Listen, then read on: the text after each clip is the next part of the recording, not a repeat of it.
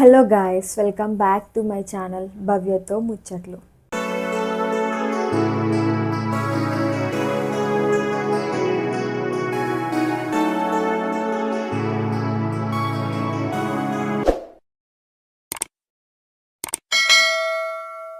చాలా మంచి రెస్పాండ్ అయితే వస్తుంది.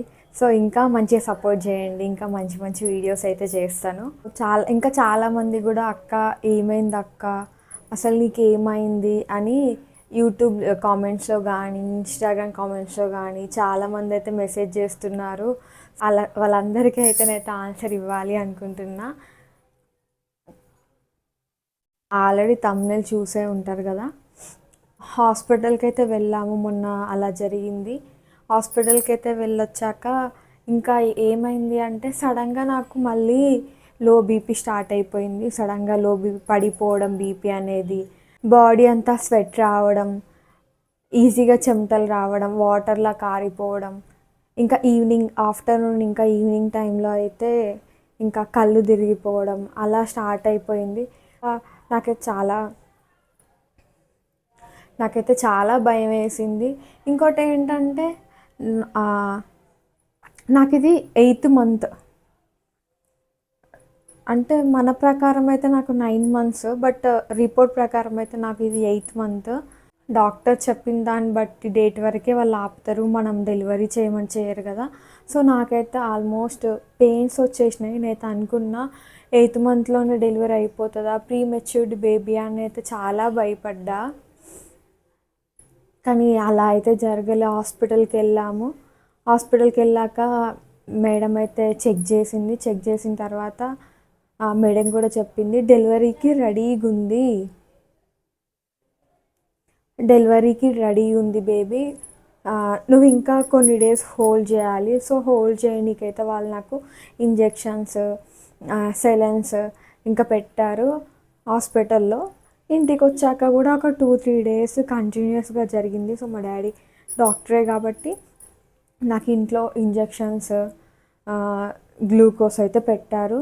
జరిగిందన్నమాట హాస్పిటల్లో. అయితే నేనైతే డెలివరీకి రెడీగా ఉన్నా అని చెప్పారు డాక్టర్, బట్ 8th మంత్లో డెలివరీ అయితే చేయలేరు కదా. సో 9th మంత్ పట్టాకనే మేము డెలివరీ అయితే చేస్తాము. ఇంకా కొన్ని డేస్ ఒక టూ వీక్స్ అయితే హోల్డ్ చేయాలి బేబీని. బేబీ బయట కంటే మన బేబీ బంప్లో ఉన్నప్పుడే గ్రోత్ చాలా బాగుంటుంది. ఇప్పటికే 2.5 ఉంది బేబీ, ఇంకా గ్రోత్ ఉంటే బాగుంటుంది. బేబీ బయటికి వచ్చాక ఎలా ఉంటుందో చెప్పలేం కదా. అప్పుడు వెయిట్ గెయిన్ అవ్వచ్చు, కొంచెం లాస్ అవ్వచ్చు. సో ఇప్పుడు బంపులో ఉన్న బేబీ అయితేనే బాగుంటుంది అని చెప్పారు వాళ్ళు. నిజం చెప్పాలి అంటే నేనైతే నిజంగా చాలా అంటే చాలా భయపడిపోయాను. ఎందుకంటే అంత హెవీ పెయిన్స్ ఉండే. డెలివరీ అయిపోతుందేమో ఈ మంత్లోనే ఇంకా అని చాలా భయపడ్డా. మా మమ్మీ కూడా ఆల్మోస్ట్ ప్రిపేర్ అయిపోయింది, ఈ మంత్లోనే అవుతుంది ఇక పెయిన్స్ అలా రావడం ఏంటి సడన్గా అని. బట్ మేమైతే హాస్పిటల్కి వెళ్ళిందే బెటర్ అయింది, చాలా బెటర్ అయింది.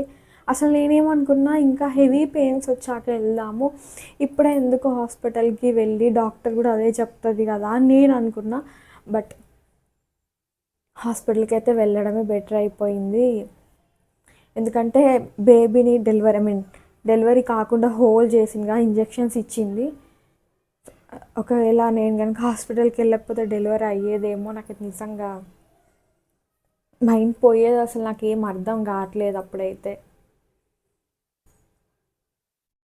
ఇంకా దుర్గా కూడా దగ్గరుండి లేదు. ఇంకోటి ఏంటంటే దుర్గకి అదే రోజు మీటింగ్ ఉండే. నాకు పెయిన్స్ వచ్చిన రోజు నాకు 3 hours మీటింగ్ జరుగుతుంది. డోర్ బట్టి అడుగుదామన్నా కానీ అంత లేకుండే. నేను హాల్లోనే ఉన్నా, తను నా బెడ్రూమ్లో లాక్ వేసుకొని మీటింగ్ అటెండ్ అవుతుండు. ఇంకో బెడ్రూమ్లో డాడీ పడుకుండు, హాల్లో మమ్మీ నేను నార్మల్గా కూర్చున్నాం. ఇక పెయిన్స్ వస్తున్నాయి, అలానే హోల్డ్ చేసుకుంటా వచ్చా. అప్పటికి ఆ 3 hours మీటింగ్ అయ్యేదాకా ఇంకా బీపీ పడిపోవడం. డాడీ మా డ్యాడీ ఏంటంటే, నేను మా మమ్మీ కన్వర్జేషన్ మాటలు ఉంటాయి కదా! ఆ మాటల్ని విని బెడ్‌రూమ్‌లోకెళ్ళి బయటికొచ్చి, తను ఒకటేసారి ఏమైంది? ఇలా అవుతుంది అంటే, అప్పటిదప్పుడే బీపీ చెక్ చేస్తే బీపీ కూడా డౌన్ అయిపోతుంది. సో, వెంటనే డాక్టర్‌కి కన్సల్ట్ అయ్యి, డాక్టర్‌కి కాల్ చేసి మాట్లాడి ఇలా ఉందని చెప్పి ఇమ్మీడియేట్‌గా హాస్పిటల్‌కెళ్ళడం జరిగింది. సో, అప్పుడు దుర్గా మీటింగ్ అయ్యాక దుర్గాని తీసుకొని వెళ్ళాము. సో, దుర్గా అయితే నిజంగా చాలా భయపడ్డాడు అసలు ఏమైతుంది అని. ఆల్రెడీ ప్రీవియస్ వీడియో కూడా చూసారు కదా! సెలైన్ బాటిల్స్ పెట్టడం, హాస్పిటల్‌లోనే ఉన్నాం ఆ రోజంతా. నైట్ అయితే మార్నింగ్ నైట్ అంతా ఉండి ఒక 12 ఆ లోపు ఇంటికి వచ్చేసాం. ఎందుకంటే డ్యాడీ ఉన్నారు కదా చూసుకోనీకి నీకు. మా డ్యాడీ లేకపోయి ఉంటే నన్ను హాస్పిటల్‌లో అడ్మిట్ చేసుకునేవాళ్ళు ఇంకా ఒక 2 డేస్. నేనైతే సేఫ్ అయ్యా ఈ విషయంలో నిజంగా.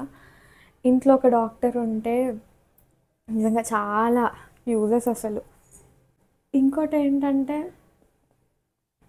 నాకు మానిటర్ చేస్తూనే ఉన్నారు గ్లూకోజ్ పెడుతూ. బీపీ అనేది 80, 75, 80, 75, 90, 100 మీదకి రావట్లేదు అసలు. ఆ రోజైతే నిజంగానైతే చాలా భయపడ్డా. అందరం ఎందుకంత టెన్షన్ పెట్టుకున్నావు. సీరియస్‌గా నాకు అసలు టెన్షన్ ఏమీ లేదు కానీ నాకు పెయిన్స్ అయితే వస్తున్నాయి హెవీగా. ఒక 5 మినిట్స్‌కి ఒకసారి, 10 మినిట్స్‌కి ఒకసారి డౌన్ లోవర్ స్టమక్ కింద చాలా అంటే విపరీతమైన పెయిన్.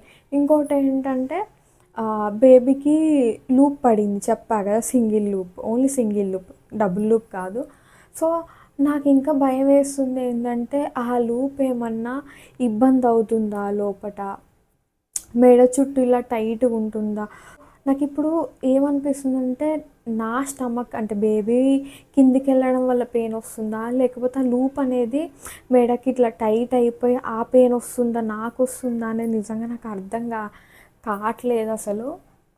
ఈ 2 విషయంలో డౌట్ ఉండే. బట్ మేడం అంది సింగిల్ లూప్ కాబట్టి అంత టైట్ ఉండదు, నో ప్రాబ్లం, నార్మల్ డెలివరీయే ఉంటుంది అని మేడం చెప్పారు. బట్ నాకైతే చాలా భయం వేస్తుంది అసలు ఏం జరుగుతుందో అని. ఇది జరిగింది గాయస్. చాలామంది అయితే నాకు మెసేజ్ చేస్తారు, అక్క ఎలా ఉన్నావు, ఏమైంది ఏమైంది అని.